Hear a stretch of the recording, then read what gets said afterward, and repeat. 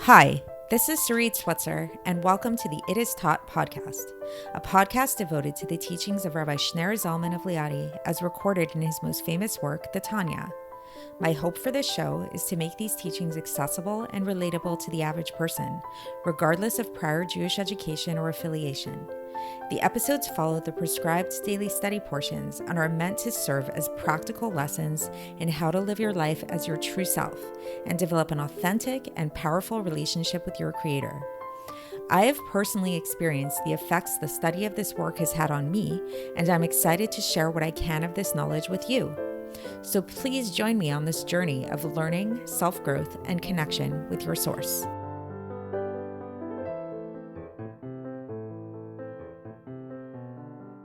Hi, and welcome to the It Is Taught podcast. This is episode 322 for the 15th of Tishrei in a leap year. Today is the episode for the first day of Sukkot, of the holiday of Sukkot, which is a Yom Tov. So I am pre-recording this episode, and hopefully you are listening to this episode either before or after the holiday. So either way, I am wishing you a very happy and joyous holiday. This holiday of Sukkot is a holiday of joy. It's taught that the joy that we can experience on Sukkot is really unparalleled and truly unique. Very unique time to tap into this sense of joy, which joy, we know, really, there's a teaching that says that joy breaks through all barriers. Joy can accomplish something that nothing else can. So I'm wishing you and your family and your loved ones a very, very, very happy and joyous Sukkot. All right. So with that being said, I want to ask you guys a question.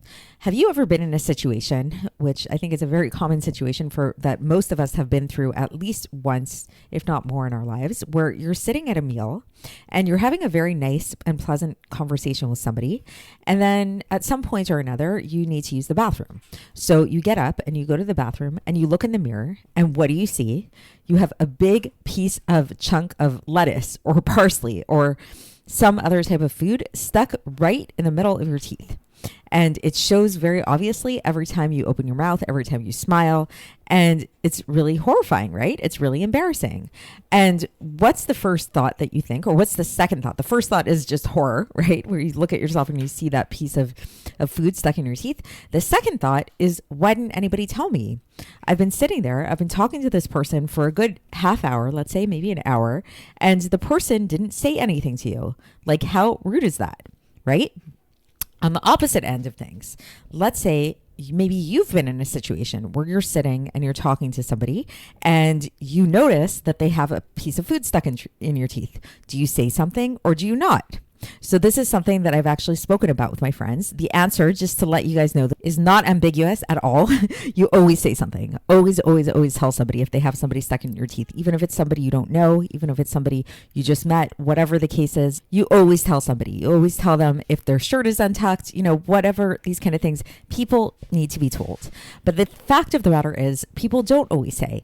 People, many of you, if not all or most of you, have had this experience of sitting and talking to somebody and having food stuck in your teeth and the person didn't tell you, right? And perhaps what was going on in the person's mind who didn't tell you is that they thought that they were being polite by not saying anything, that they didn't want to embarrass you, that they didn't want you to feel bad, or they thought that it was awkward or something like that, right? Now, the thing is, though, a true friend, somebody who really cares about you, someone who really loves you, they will not care about embarrassing you in that moment and pointing that out for you. Sure, they know it's going to hurt at the moment. Sure, they know it's going to be embarrassing. Maybe it's going to be embarrassing for them to bring it up, and it's going to give you this moment of horror. But they know that ultimately this is for your good, and they know that you're going to be very grateful afterwards. So that's what distinguishes a true friend from just an acquaintance or someone who's being quote unquote nice to you. And this is kind of like a distinction. This is a very big generalization, obviously, but let's say between Americans and Israelis, where Americans, maybe let's say stereotypically in Los Angeles, let's say, it's not so true in New York, but let's say in Los Angeles, what they're known for, the people who live there, again, big stereotype here, is that they're really nice to your face. They're really happy and friendly and everything, but behind your back, they don't care about you, and they're In fact, they might even speak very negatively to you. Like people, like a lot of actors in Los Angeles, they'll go into different auditions and the person will be like super nice to them. Or maybe even you've had this experience. You go to a job interview and the person's so nice to you and makes you feel so great about yourself and everything. You think that you got it. You got this job for sure. And then you never hear from them ever again, right? That's situation number one. Then you have the Israeli mentality, which the Israeli mentality is almost like the complete opposite. They bump into you on the street. They'll tell you if you have something stuck in your teeth. You go to the job interview, they'll point out all the flaws on your resume and all that kind of stuff. But at the end of the day, I mean, maybe they'll hire you, maybe they won't.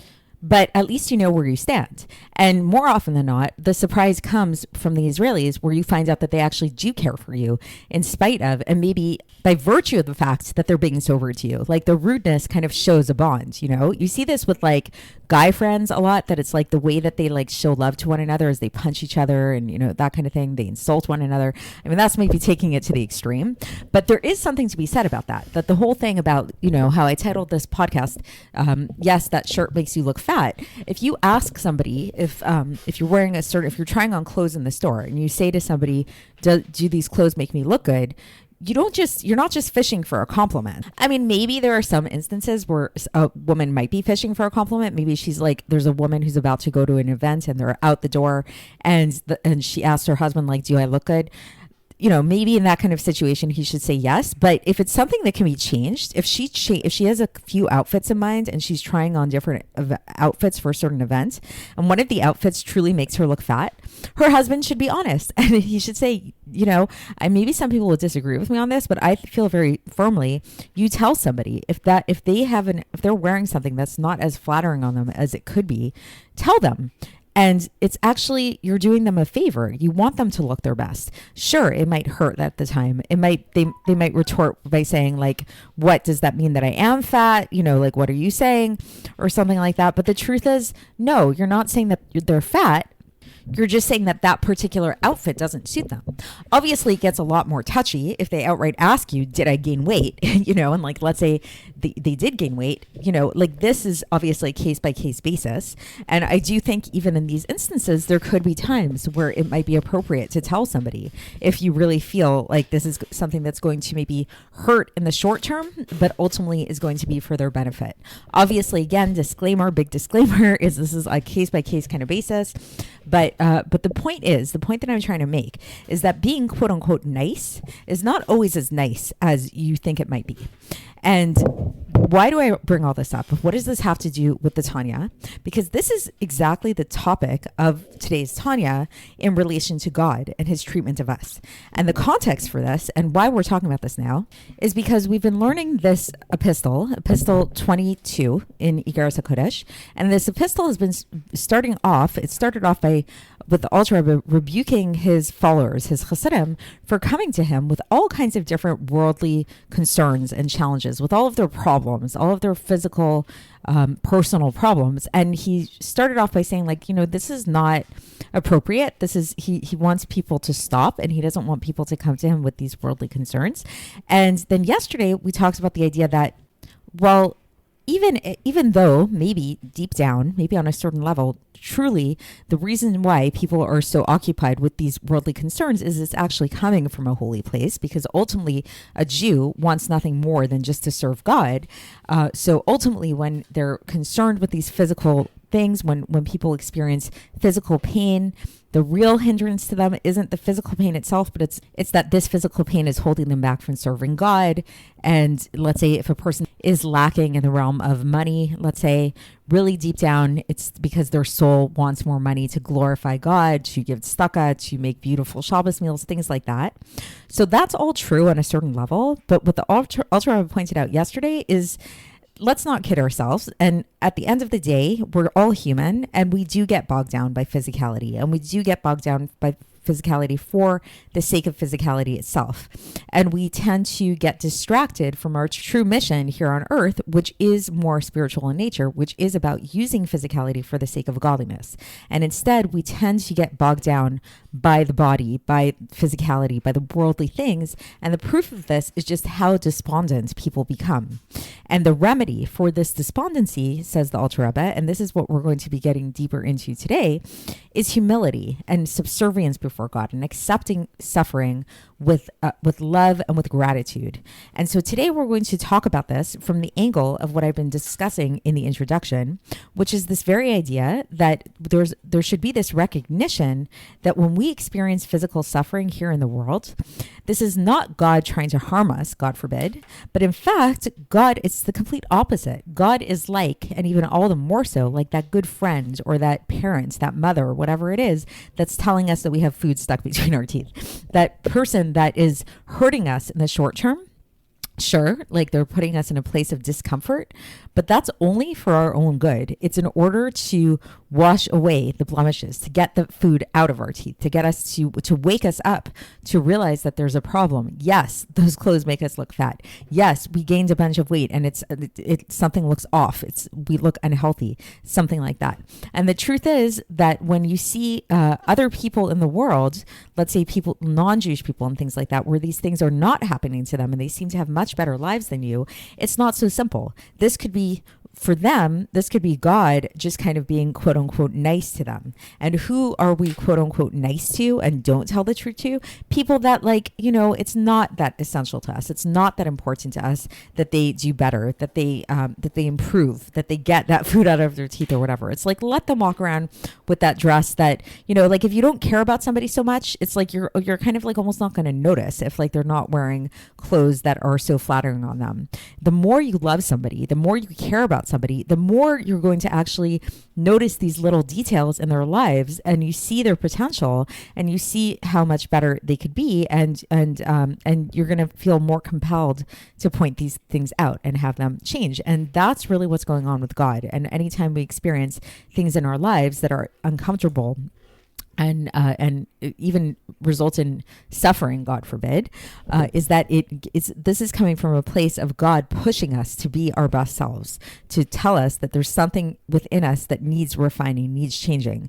And ultimately, what we're going to learn about in this section today is that when we do this, when we shift our mindset and when we come to recognize this of what's really going on, that it's really coming from a loving place, then in fact, this consciousness is going to turn into true reality in a very perceived way. It is true reality already, but we don't perceive it as such. But when we shift our consciousness, the perception will follow that consciousness, and we can actually shift perceived reality in that way. So with that being said, let's get into the text and see how the Alter Rebbe explains all of this. So for context, again, we are still in Epistle 22 of Iggeres HaKodesh. And so here we go. So the Alter Rebbe begins and he says, just like a merciful father who is a wise and righteous father who hits his son. And my own little addendum here, I'm going to say maybe hitting doesn't necessarily need to be like physical hitting. It could be like hitting in some way, like waking the son up in some kind of way. A wise son, if he realizes that this father is loving and this is coming from a loving place, he's not going to turn around. He should not, or at least he should not turn around and turn his back on the father and try to escape and try to find help from somewhere else. Or even somebody to come and try to intercede on his behalf in front of the Father, who's compassionate, righteous, and kind. So this is going back to the section a couple of days ago, where this whole idea where people were coming to the Alter Rebbe for advice and counsel and help for these different types of physical sufferings that they were experiencing. The Alter Rebbe is basically saying, no, don't try to find help for these things, or find a person who is going to intercede on your behalf in front of God or something like that. Rather, what should you do? Continues the Alter Rebbe. The son should actually look at his father face to face, look straight at him, and receive these hits with love for his lifelong benefit. He'll realize that this father is doing this for his benefit. And so now when we talk about this in a supernal sense, when we're talking about God, when we say face to face, the word in Hebrew panim, the word panim is very interesting because the word panim means face, which is sort of like what you see on the outside, but it actually is related to the word in Hebrew bifnim, which means inside. So it's sort of like this idea that the outside reflects the inside. There's actually, just as a side note, there's a whole science to this in Kabbalah, actually. I don't know if there's anybody who really knows this science so like truly well nowadays, but there is a science to actually being able to look at a person's face and being able to understand their insides based on their face. So the face does reflect the insides. And so in this case, so when we say like we're looking at God face to face, the way that the Son looks at the Father face to face, God's face in this case is the will and the desire that our Father in heaven is giving to his Son with from all of the goodness of the worlds, in terms of the vitality of the soul and the body, with love and with will and with yearning and with desire through the Torah of life, which is the will of God, the blessed will of God that God gave to us. So meaning to say, in simple terms, that if a person is experiencing suffering, when we experience physical suffering, we should look God in the eye. We should look at God face to face. We should accept this and recognize the fact that this is actually God giving us love in a very deep way. And the way that he gives us this love is through the Torah. As it says, and then this is from the Amida prayer that we say, where we say, Ki ve'el panecha natata lanu torat chaim chulei, that for the light of your face, you've given us the Torah of life. So again, so there's this connection between God's face, and which is the inner part of God, the inner will of God, and the Torah. So why? Because through fulfilling the Torah, this is how we fulfill God's will. And about this, there's a citation here from Mishlei, chapter 16, verse 15. For in the light of the king's face, there is life and his will. So again, meaning to say that the light of God's face is related to his inner will. There's a connection between the inner and the outer. And Torah, which is the expression of God's will. And then the Alter Rebbe contrasts this with the other nations, or to be specific, with the idol worshippers. He says to the idol worshippers, then God gives them vitality to their bodies, not with the same desire and will and pleasure. So it's like he gives it to them, but not in the same like desirous way, which is why, actually, interestingly, in Hebrew, says the Alter Rebbe, what do we call idol worshippers? We say that idol worshippers, they worship Elokim acherim, other gods. So the Hebrew is interesting here because the word acherim, other, is related to the word achoraim, which means backside. So it's like that.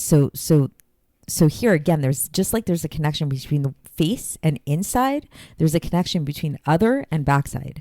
And so just like we see when it comes to man, says the Alter Rebbe, a person, that the will and desire of a person is what we refer to as a face. Like if you give somebody a present and you want to give them that present, you face them, right? And similarly, if you're accepting a present from somebody who you love and you care about, you're going to look at them. You're going to look at them, you're going to thank them, like you're really going to look at them. But if, let's say, you're getting something from somebody and you don't really like them very much, you don't have very good love for them, you may not face them. You might like make sure to not be home when they drop off whatever it is that they're dropping off for you or something like that, or kind of like not look them in the eye or something like that. And so this is the idea of basically like when we accept, what this translates into is, how do we accept suffering here in this world? If we accept suffering here in this world and we recognize that it's coming from God and we recognize that it's coming out of a place of God's love, we're going to accept it willingly. We're going to be like that son that's accepting the hits from the Father and just accept it like that. He's not going to try to run away from it. But if we're, God forbid, like the idol worshippers, then we're not going to want to accept it at face value, and we're going to want to turn away from it, God forbid. And so now the Alter Rebbe says, he says, what is the advice to be able to accept this with love, to accept the suffering and recognize that it's coming from a place of love? Because he recognizes, obviously, that this isn't necessarily the natural state for us to accept our suffering with love. He says that there's that we can find a teaching in the sages about this, which is from the Gemara in Brachos, page 5a, lepashpesh b'maasav, to examine your conduct. And so you should really do some self-examination. So if you ever experience hardships in your life, basically, what you should do is you should look at yourself, look at what's going on, and see if there's any kind of maybe things that you're doing that you shouldn't be doing, anything that might require cleansing in some way through this suffering.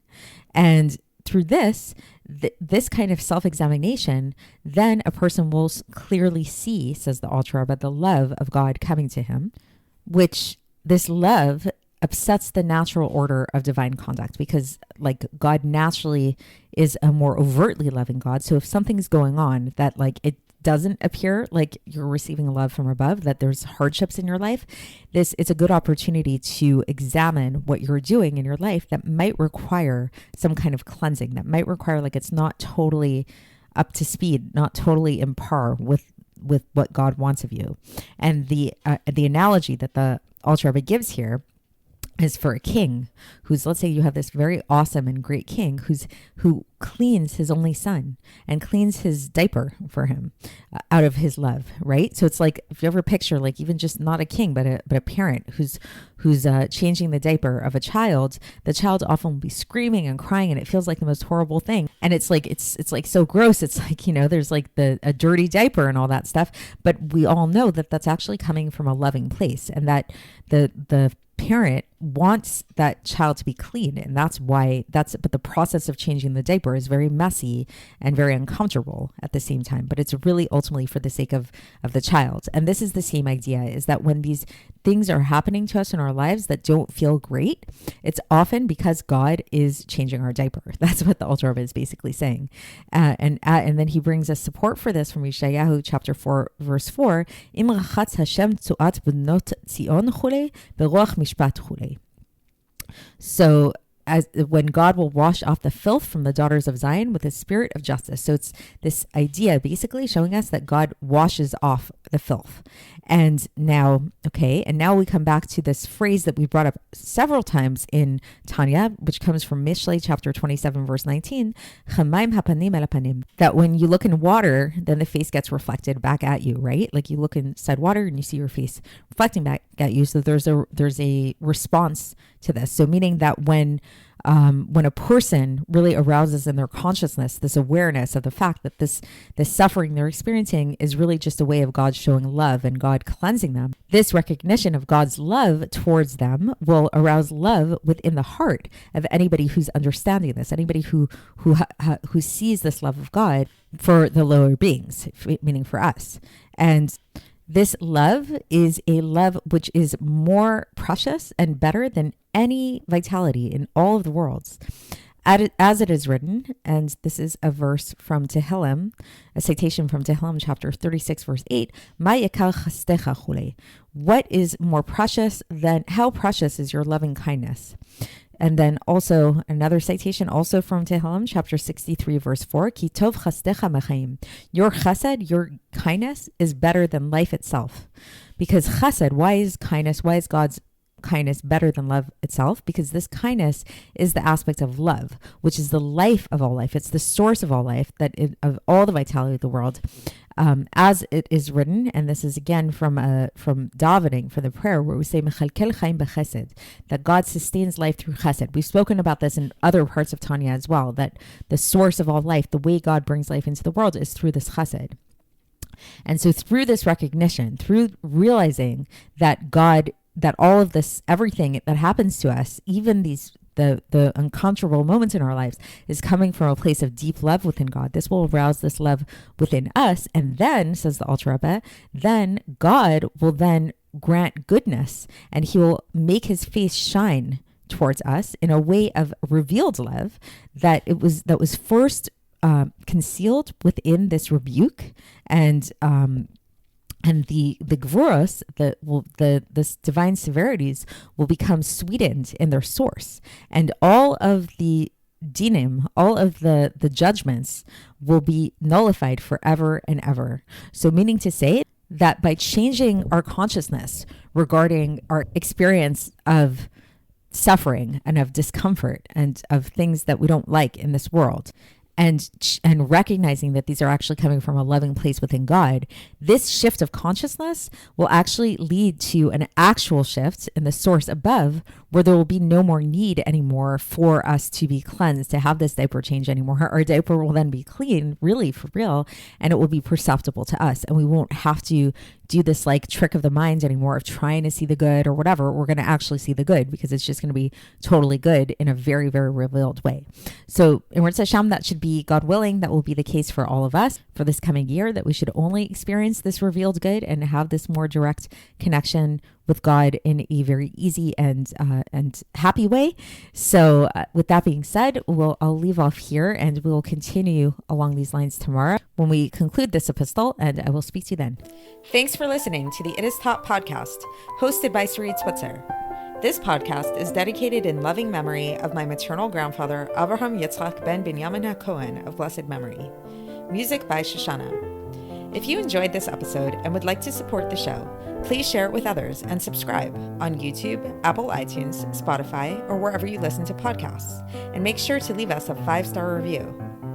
To find out more about the It Is Taught project, including more information on my soon-to-be published book, please visit our website, itistaught.com. To catch the latest from me, follow me on Facebook, Instagram, and Twitter. Looking forward to speaking with you tomorrow, and until then, have a great day.